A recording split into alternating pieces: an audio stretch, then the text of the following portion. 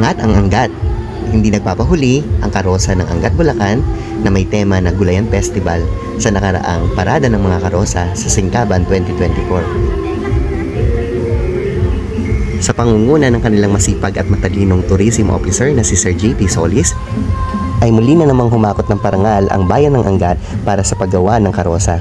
Tunay nga pong talentado at angat na angat ang bayan ng Angat.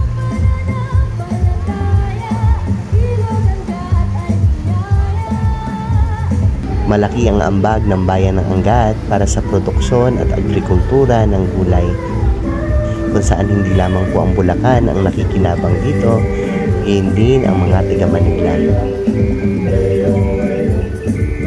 Ang bayan ng Angat ay dinarayo rin sa kanilang mga malilinis na ilog, kung saan ang bawat pamilya po ay nag-i-enjoy sa paliligo sa kanilang malinis na ilog.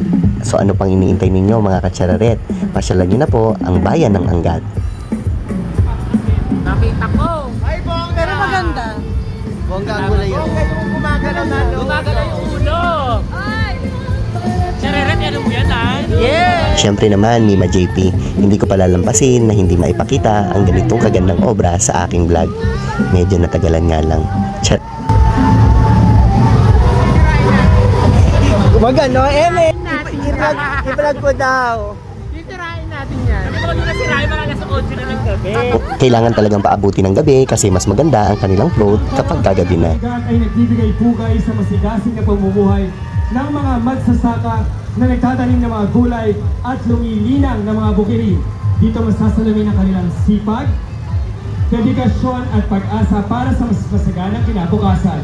Tinatambok din sa disenyo ng karosa ang bahagi ng bundok Sierra Madre na may hugis mukha ng isang babae.